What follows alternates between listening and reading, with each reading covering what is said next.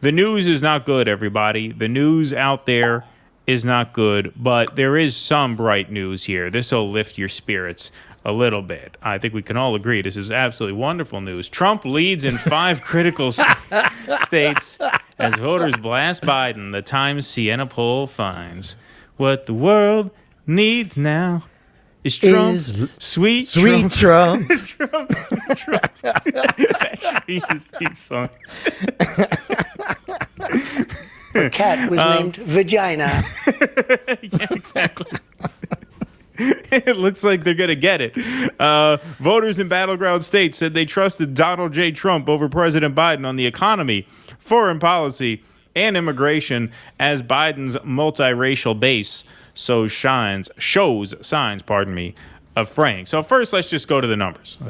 All right, before we dig into them. This spells a real shitstorm for Joe Biden. Down by 11 points in Nevada. Ouch, right off the bat. That was a state that went blue the last 2 cycles. Trump has never won Nevada, but Trump well outside the margin of error in Nevada. If that polling holds, that's not even a swing state at this point. It's one poll we have to see, but so Nevada, if that represents the average of polls, that would not even be a swing state at this point. So Nevada basically in Trump's column, according to this poll. Georgia, Trump +6.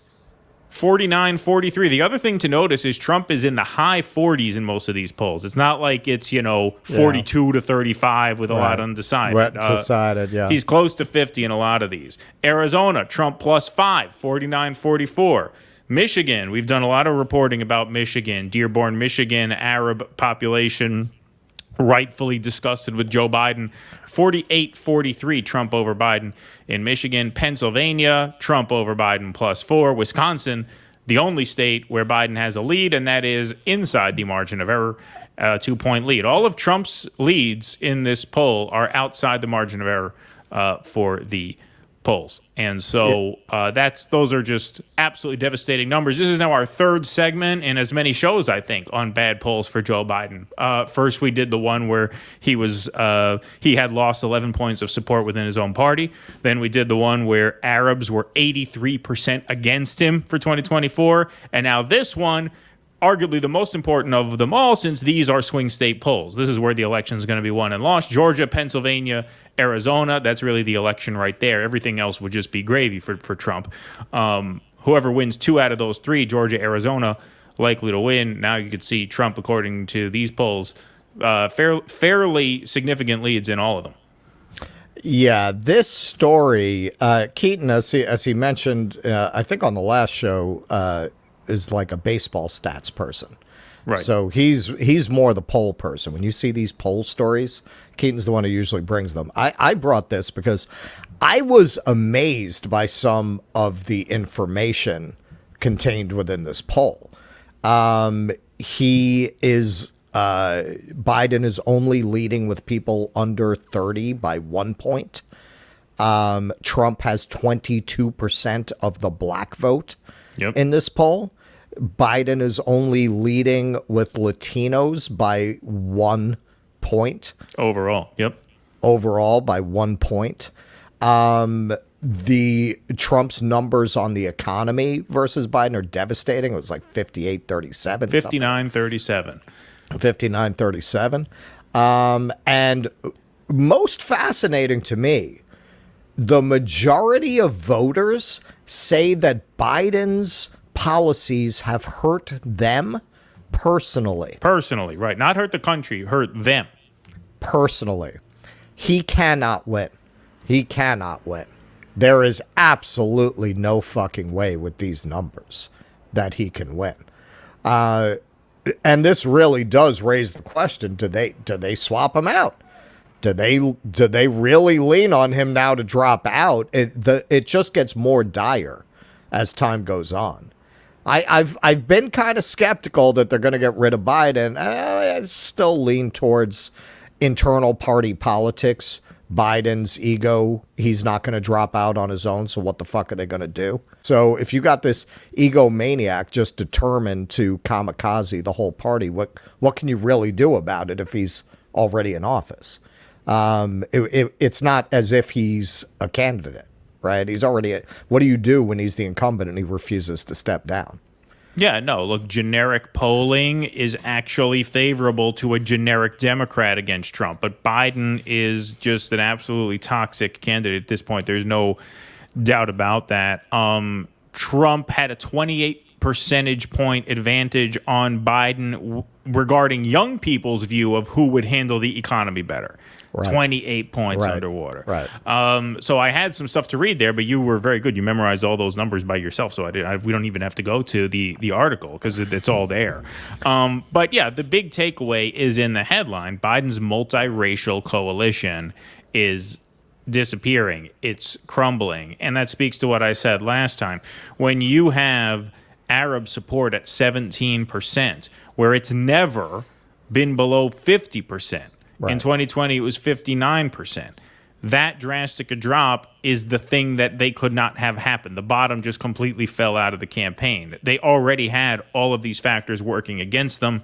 To have that happen is just the last thing to go. It's the thing they could not afford to have happen. Voters also said that they were twice as likely to vote based on economic issues as they were on social issues, which suggests that the Roe issue might not be the savior this time that it was last time. Right? Now, look, the election's a year away. This can change. But there's no doubt one of the reasons why this poll was published today and why this was a big deal is we are now 1 year away. On this date next year, we will be sitting here counting votes. Yeah, and even Democrats think he's too old to run. Right. I think it was something like 54% of Democrats said he was too old to run. I've never seen numbers like this, and we're both politics junkies. I've never seen polling like this, not even for George W. Bush at the bottom of his popularity. Did you see such just across the board in every group and every demographic? And what really shows you something that the Democrats have desperately been trying to deny. Friend of show until you got a hold of him, Thomas Frank. So, I'm never letting it go. This guy's so triggered by what I said to Thomas Frank. I didn't curse at him. I didn't say fuck you. I said fuck the country. I didn't say fuck you. But Thomas Frank is America, and you and you know that, and you know that. No, he said in the clip I really like of the interview he did with a French magazine. If you want to look it up, the title is something like "Why Hillary Clinton Lost Because she's a Working Class Voter," something like that. And he talks about how the Democrats, when he wrote "What's the Matter with Kansas," were very insistent that what he said was happening, that the blue-collar voters were turning away from the Democrats, was not happening. And he made the point, after Trump, they can't deny anymore that actually has happened. When Trump did better with non-whites than any Republican since Nixon, they reacted the same way. That's not happening. That's not happening. These polls are wrong. They're distorted. There's something wrong with them. They're outliers.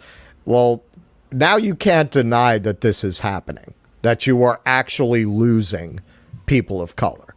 And at that point, there are just not enough white Steve Schmidt, Nicole Wallace motherfuckers in the suburbs to make that up for the Democrats. They cannot afford to lose that part of their coalition. There were barely enough last time. Yeah. Right. As a result, the whiter the state was in this poll, the better Biden did.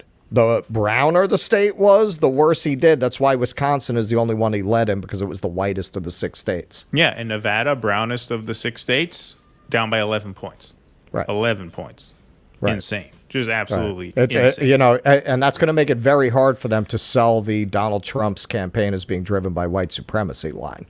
Oh, yeah. No, look, I mean, he's got nothing. He's got nothing now because, as you said, those affluent white moderates were barely enough to compensate for the loss in minority support last time, with even more minority support, peeling off this time, potentially way more if these Arab numbers stay where they are, which looks like they will, and they should, absolutely, then that's the ballgame. Also, the other thing you have to keep in mind is that not as many of those white suburban affluent moderates are going to be there for him this time either, because they have stocks, right? I mean, they have an interest in the economy, and the economy sucks. And so, you know, a lot of them are going to have buyer's remorse over Biden. So, looking like a real dire situation for Joe Biden. Please clap.